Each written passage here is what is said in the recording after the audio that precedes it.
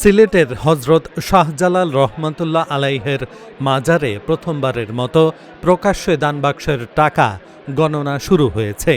সোমবার দুপুর 2:30টা থেকে মাজারে রাখা সিল করা ডেকচির ঢাকনা খুলে আনুষ্ঠানিকভাবে এ কার্যক্রম শুরু করা হয়।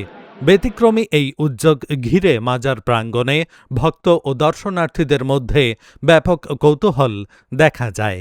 জেলা প্রশাসনের তত্ত্বাবধানে এ গণনা কার্যক্রম পরিচালিত হচ্ছে। এতে মাদ্রাসার শিক্ষার্থীরা দানের টাকা গণনার কাজে অংশ নিচ্ছেন।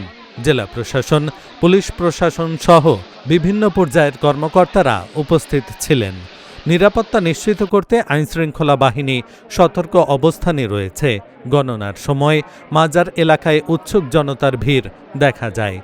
জেলা প্রশাসন জানিয়েছে, গণনা শেষে মোট দানের পরিমাণ নির্ধারণ করা হবে।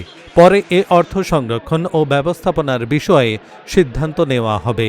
প্রকাশ্যে গণনার এই উদ্যোগ স্থানীয়দের মধ্যে ব্যাপক আলোচনার জন্ম দিয়েছে।